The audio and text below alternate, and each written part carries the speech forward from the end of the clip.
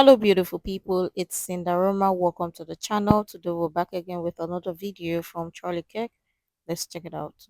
Good afternoon.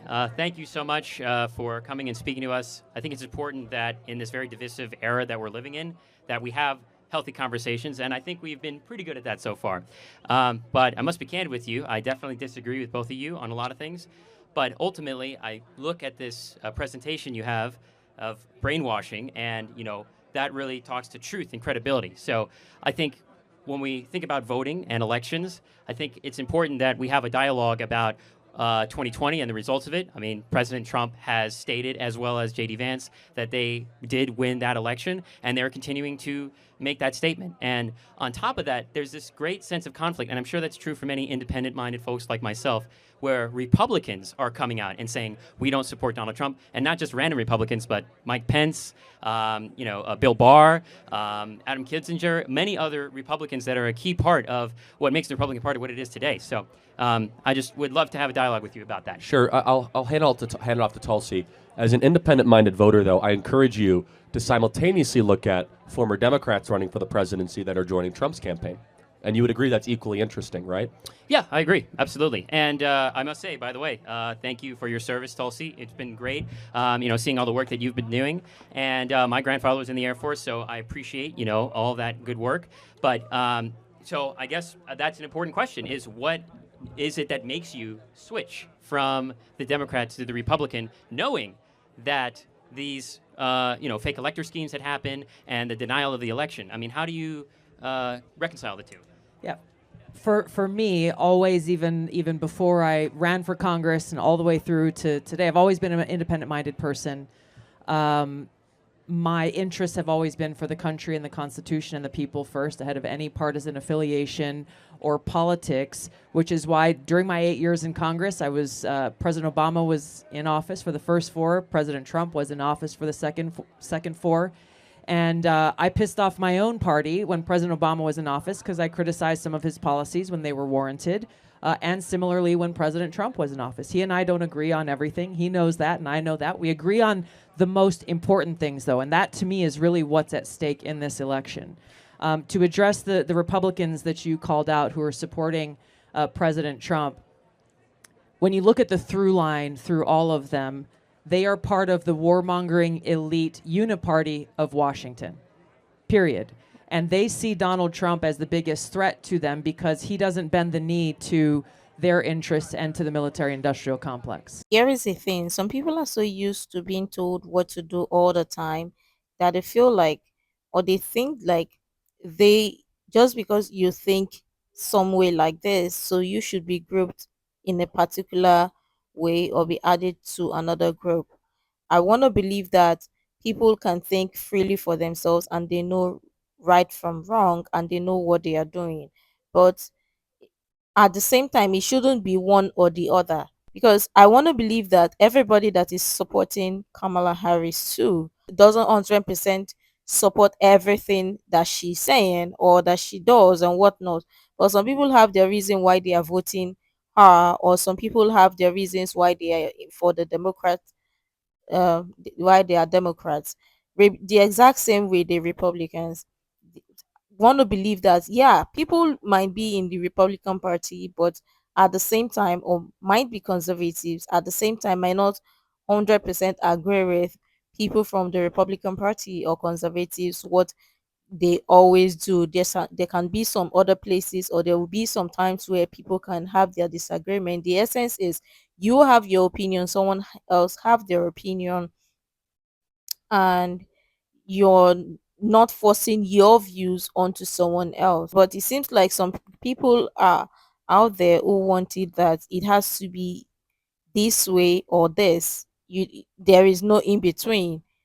It's not making sense. Well, from what they've stated to us, and what I believe is actually more accurate, to respectfully disagree, is that there's this issue of, for example, Donald Trump saying, I want to suspend the Constitution, I want to be a dictator on day one, essential pieces of democracy and the American freedom that we have. Yeah. So these fake elector schemes that happen, that we know happened, right? And we know didn't actually take place, these, mass voter fraud things that happened. These Republicans are actually talking about the democracy at stake. No, and this these is important things. interesting. So we believe that's all just bluster and cover, and I'm going to try to prove it to you. Please do. Okay? I'd love to. Can you find a single person that has gone against Trump that was a Republican that is against the Ukrainian war? That is against the Ukrainian war. Let me think about that. So I don't believe they are against a peace deal, but they are. Can I go a step further? Yes. That is not an enthusiastic supporter of sending arms to Zelensky. Well, I mean, I don't believe that establishes whether or not. I mean, that's an incorporeal It's not a thing that gotcha, you're but let me talking tell about. you what Tulsi's I mean, it kind saying. of is, but go ahead. That's okay. So our belief system, and it's rooted in fact, is that they will cherry pick about Trump exaggerations or things that are widely misrepresented. Not a good use of our time to go through all that, because let's go more macro. Sure. Because foreign policy is really why they hate Donald Trump. Foreign policy is the life force of an illegitimate uniparty in D.C. that But I mean, at its core, though, wouldn't you all agree that the division within the Republican Party has been a large part a result of the aftermath of 2020? I mean, January 6th. there isn't you're saying- division, though. You have a couple defectors like Liz Cheney and Adam Kinzinger that aren't even part of our worldview. Liz Cheney is now going around saying she supports Roe versus Wade. She was never a Republican. I mean, so the point being is you can, yes, talk about these people that might have previously been installed, but here's what's happening, is you're seeing Bobby Kennedy's and Elon Musk's and Tulsi Gabbard's join the Republican Party, and so we're gaining addition of people that are more like-minded, and we're subtracting those that were never part of us in the first place. There's 2 points to the criticisms that these people are bringing up against Donald Trump and that Kamala Harris is touting on the campaign, which is they say President Trump is a threat to the Constitution and a threat to democracy, right? That's at the core of what your question and their argument is. Kamala Harris does not believe in free speech. Period. She does not believe in free speech. She has advocated time and again for the censorship of speech that she believes is misinformation, disinformation, or hate speech. Tim Walz believes the same. They've said this explicitly. Kamala Harris does not believe in freedom of religion. As a U.S. Senator, she voted against a judicial nominee that was before their committee simply because he's a devout practicing Catholic and a member of the Knights of Columbus.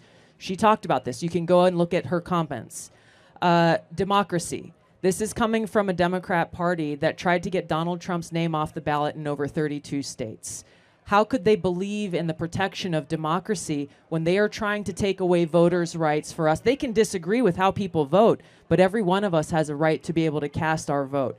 There are many different examples that prove that they do not believe in the Constitution and that their very actions are undermining our democracy, which points out the hypocrisy of their whole argument against Donald Trump. What this really comes down to, and this is important in the last 12 days, 11 days of this campaign, Kamala Harris has given up on debating and contrasting President Trump's actual policies on issues and resorting to name calling, because she knows when it comes to border security, when it comes to the economy, when it comes to foreign policy, when it comes to the cost of living, unfortunately for her, over the last 4 years, she has no record to stand on. So here's the thing. When you hear people say Donald Trump is a threat to democracy or Donald Trump is a dictator and whatnot, you know where he's coming from.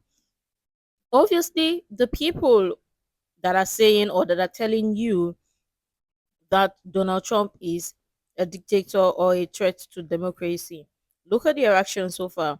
Look at what they are doing so far. And look at what they are doing to people who don't agree with them.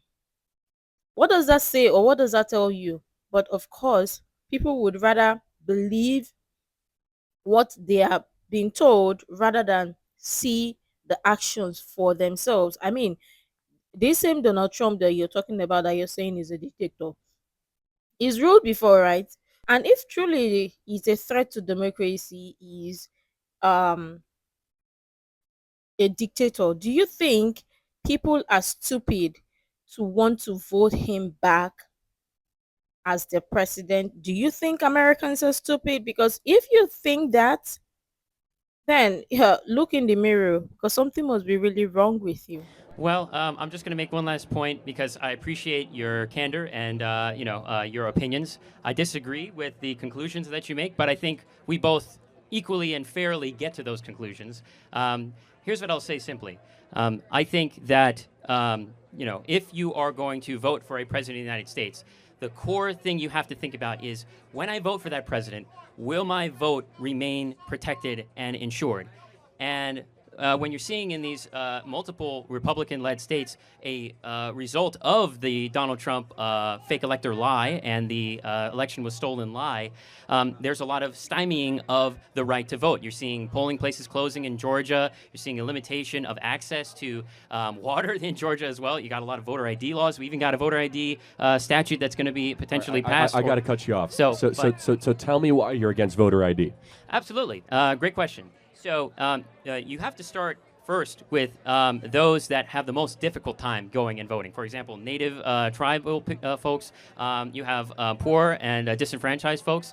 And when you create a voter ID law, first of all, in the state of Nevada, there's already multiple ways to verify your identification. And I know this because I was trained as an agency of the registrar. And so I understand that at the back end of this, there's a lot of verification that goes on. And this is true for many other states. But when you include voter ID as well, you're adding an additional barrier to those individuals. Should I have to show an ID to board an airplane?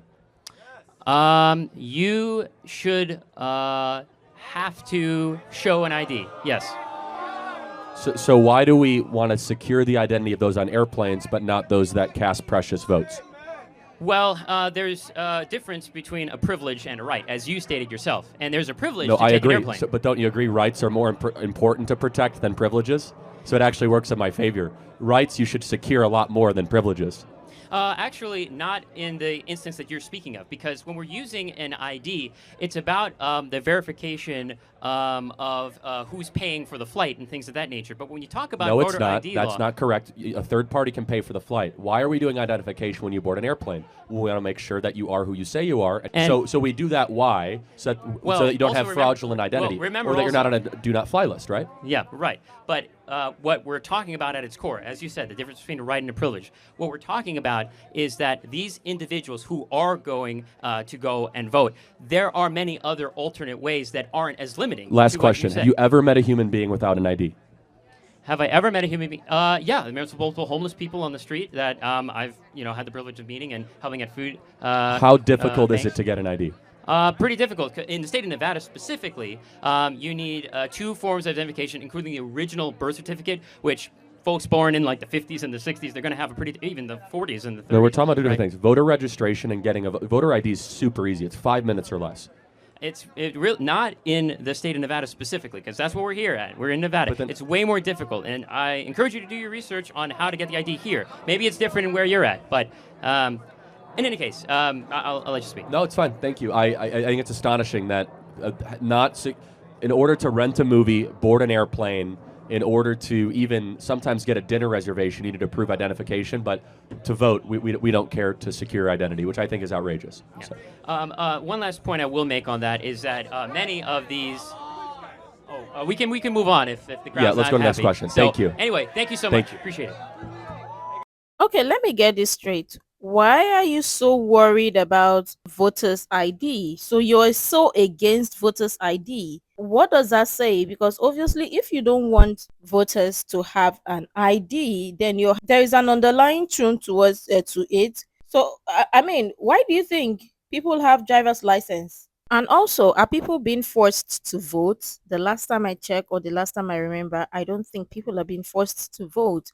If you don't have an ID or have an identification, then it's not that important to you. But everyone needs an identification, which is important. So why are you so worried about voters having ID and using voters ID? Making up excuses as to the reason why voters don't need an ID to vote is crazy. But let me know what you think. I'm sure tons of people have interesting things to share. I really love to share that. You can share the useful information you think might be really helpful. Make sure to like, comment, and subscribe on all of the stuff. And until next time, see you in the next video.